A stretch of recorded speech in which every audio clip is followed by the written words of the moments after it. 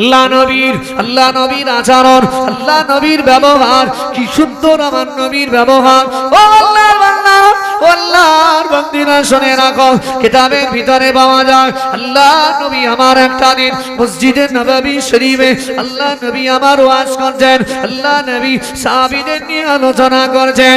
হঠাৎ করে গ্রাম্য অঞ্চল থেকে, তায়েফের জমিন থেকে একজন মানুষ আল্লাহ নবীর দরবারে এসে আলোচনা শুনতে লেগেছেন।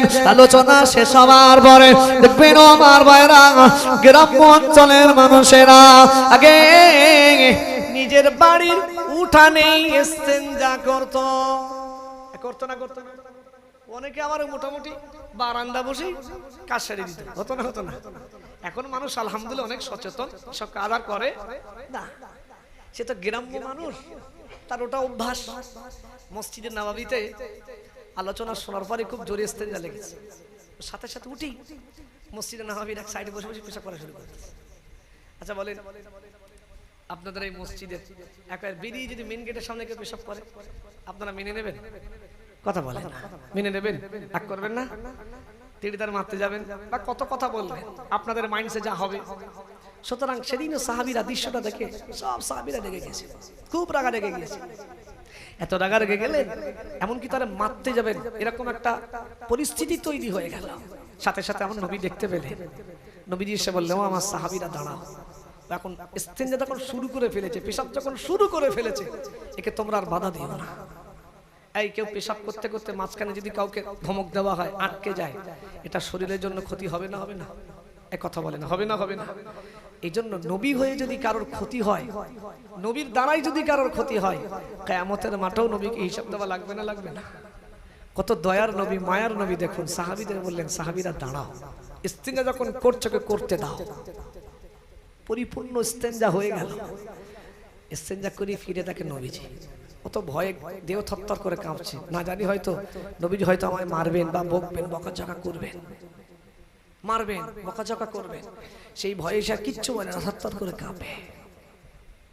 আল্লাহ নবীর কি সুন্দর আচরণ। আল্লাহ নবী বলেন, ও আল্লাহর বান্দা, ও আল্লাহর বান্দা, কি বাবার তুমি মসজিদে নববী শরীফের পাশে বসে কি বাবার তুমি ইস্তেঞ্জা করো? তুমি কি জানো না? তুমি কি জানো না এটা হলো আল্লাহর ঘর।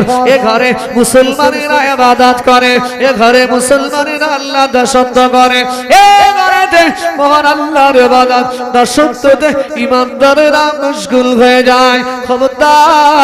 খবরদার এ সমস্ত জায়গাগুলো পরিষ্কার পরিচ্ছন্ন রাখার দায়িত্ব আমাদের। খবরদার এমন জায়গাতে কখনো ইস্তেঞ্জা করবে না, পোশাক করবে না। নবী আমার তার সাথে খারাপ আচরণ না করে বরঞ্চ তাকে সুন্দর করে বুঝিয়ে দিলেন। ওই সময় গ্রাম্য মানুষটা মসজিদে নববী শরীফ থেকে বেরিয়ে বারবার আল্লাহ নবীর দিকে চাতক পাখির ন্যায় তাকিয়ে রয়েছেন, আল্লাহ নবীর দিকে চাতক পাখির ন্যায় তাকিয়ে রয়েছেন। কি সুন্দর ব্যবহার, কি সুন্দর আচরণ। এত বড় অন্যায় করার পরে একবারও ধমক দিল না, একবারও গালি দিল না, একবারও চড়া কথা বলল না, বরঞ্চ আমার কি সুন্দর করে আমার সাথে আচরণ করল। ও আল্লাহর বান্দারা, ও আল্লাহর বান্দিরা, শুধু তাই নয়, ওই মানুষটা যখন মসজিদের নববী শরীফ থেকে বেরিয়েছিলেন, ওই মানুষটার গায়ে ছেঁড়া ফোটা পোশাক ছিল, ছেঁড়া ফোটা জামা ছিল। নবী আমার জিজ্ঞাসা করেন, এই গ্রাম্য মানুষ, আল্লাহর বান্দা, তোমার গায়ে ছেঁড়া ফাটা পোশাক কি বাবা? তোমার কি আর দ্বিতীয় কোনো পোশাক নাই? ওই সময় গ্রাম্য মানুষটা বলেছিলেন, ও আল্লাহ নবী, আমি অত্যন্ত গরীব, আমার দ্বিতীয় আর কোনো পোশাক নাই। নবী আমার ওই সময় গ্রাম্য মানুষটাকে একটা সুন্দর পোশাক আনা দিয়া করলেন। নবী আমার বলেন, যাও চলে যাও, এই পোশাকটা পরিধান করে বাড়ি যাও। নবী আমার দেখলেন ওই লোকটা পায়দাল করে পায়ে ঘেটে ফিরছেন। নবী আবারও ডাক দিলেন, ও আল্লাহর বান্দা, কি বাবার তুমি পায়ে ঘেটে যাচ্ছ?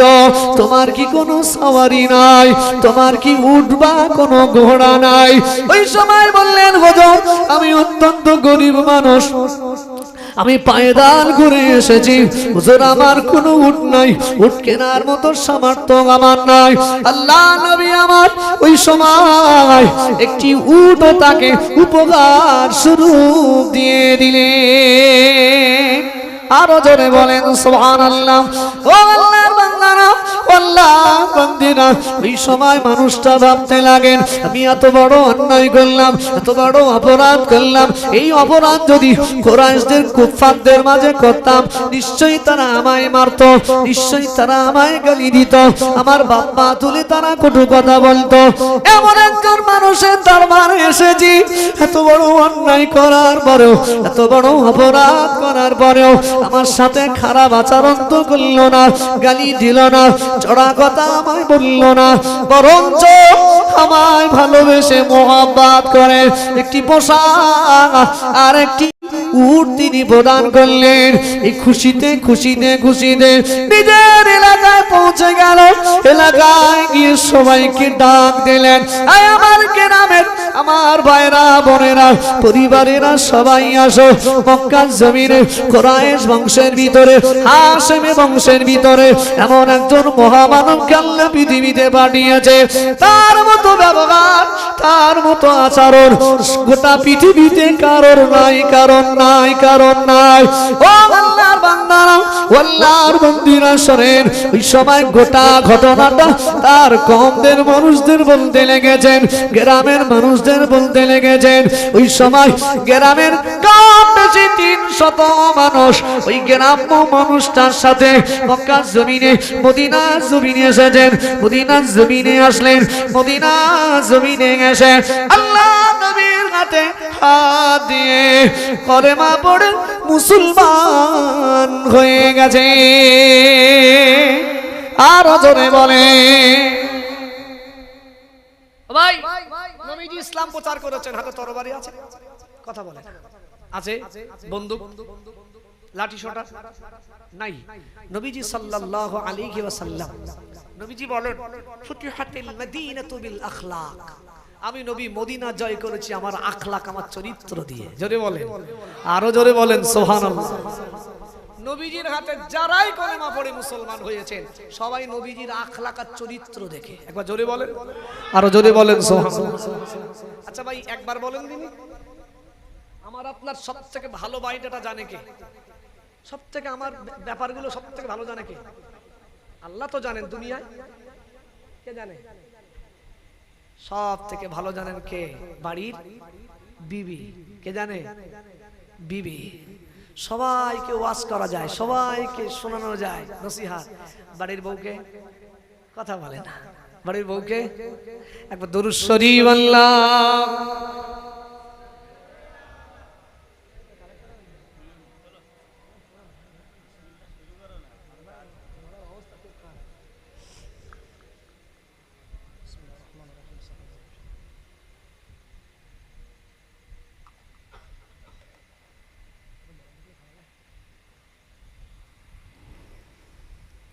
একদিন আমি মুখ লুকাবো সাদা কাফনের আড়ালে, একদিন আমি মুখ লুকাবো সাদা কাফনের আড়ালে, আসবো না আর ফিরে কবো, আসবো না আর ফিরে কবো, নয়ন বায় চড়ালে, একদিন আমি মুখ লুকাবো সাদা কাফনের আড়ালে, একদিন আমি মুখ লুকাবো সাদা কাফনের আড়ালে। আমার মৃত্যুর খবর শুনে হয়তো কাঁদবে পাড়ার লোকজন, কেঁদে কেঁদে বুক ভাসাবে, বিদায় দেবে যারায়পন, আর কোনদিন ফিরব ফিরব না রে, আর কোনদিন ফিরব না রে। আমায় দুহাত বাড়ালে একদিন আমি মুখ লুকাবো সাদা কাফনের আড়ালে। আল্লাহুম্মা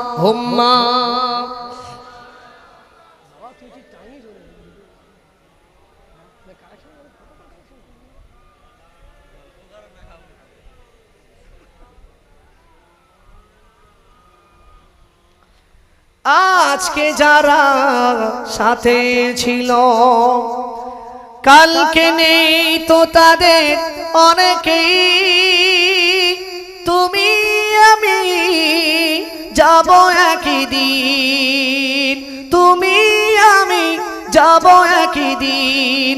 তারা গেছে যেইখানে সেই যাওয়া কেউ পারে না থামাতে, সেই যাওয়া কেউ পারে না থামাতে।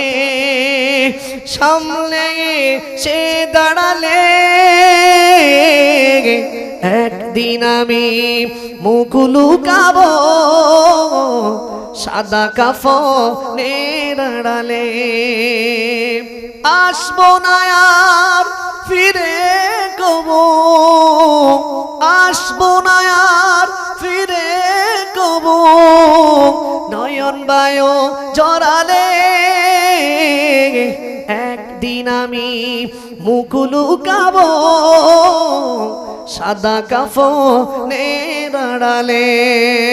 আল্লাহুম্মা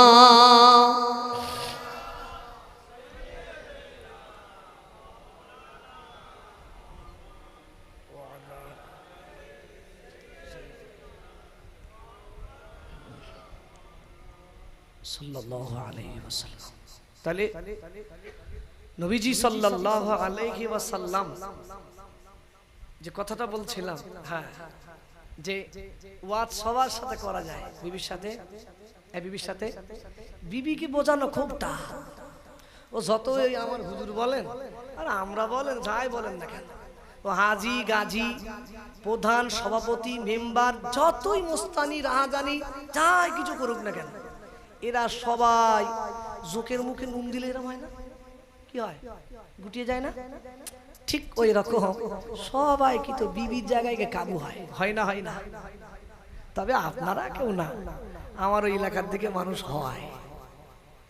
তবে সবাই যে বিবিকে ভয় করে তা না। অনেকে দেখা যায় বিবির সঙ্গে মুখ লাগালে অশান্তি হবে, ফ্যামিলির খারাপ বার্তা বাইরে ছড়াবে, দরকার নেই, যতটা সমঝোতা করা যায় সেটাই। যে ভাই এখন বক্তব্য হলো এটা, এখন কে হাজি আর কে পাজি, কে ইমাম কে দরবেশ, এখন সারা এলাকায় বলে বেড়াবে আমি তাহাজ্জুদের নামাজ পড়ি। তাহাজ্জুদের নামাজ আমার একদিনও কামাইনি। মানে এরকম কথা যদি বউ শোনে, সে নামাজ পড়ে না না পড়ে এটা বউ জানে না, জানে না, কথা বলে না। গ্রামের লোক কি দৌড় খুলে দেখে আসবে ও লোক নামাজ পড়ছে কিনা? ও তো ফাও আওয়াজ চায়ের দোকানে বসে, আমার তাহাজ্জুদ আর 40 বছর কামাইনি। আর বউ শুনে বলে একবার ধরে লিয়ে আয়, ও 40 বছর ফজর নামাজ পড়ে না, তাহাজ্জুদের নামাজ। তাহলে এই যে ব্যাপারটা, কি গ্রাম এটা? পার্বতীপুর। তাহলে পার্বতীপুরের ওই হাজী সাহেবের তাহাজ্জুদ গুজারি যে তিনি বললেন, প্রকাশ করলেন, তাহলে দেখা যায় সবাই তো মানুষ অবাক, তাই তো না, এরকম একটা লোক আমাদের গ্রামে আছে, আল্লাহু আকবার। তাহলে এর আসল বাইরেটা বউ জানে না, জানে না। তাহাজ্জুদ পড়ে কি ফজর পড়ে না এটা ওর বউ ভালো জানে। এখন বউর সামনে গিয়ে যদি বলে, দেখো কম বেশি তো তাহাজ্জুদ পড়ছি, হ্যাঁ, তা এলাকায় মনে করো মানুষ একটা ওর ভালো প্রভাব হচ্ছে, মনে করো মানুষ একটা না ভালো নজরে দেখছে, ও তখন মনে করি একটা সুযোগ, এই সুযোগ হাতছাড়া করা যাবে না। ও আস্তে আস্তে না পীরের দরজা নিয়ে যাচ্ছে, মনে করুন সে বন্যা পীর হোক আর যাই পীর, ওটা পীর হয়ে গেল। সে কি পীর? বদনা পীর, এটা হয়ে গেল। হওয়ার পরে দেখা যায় গ্রামের মানুষ মোটামুটি টুকটাক তারে মানে। এখন বলেন এই লোকটা যদি বোর কাছে বলে তুমি আমার পীর বনে মেনে লাও, বউ মানবে? কথা বলে না। এরা তো না জেনে মেনেছে, আর বউ তো জেনে মানবে না, গাল দেবে, গাল দেবে না।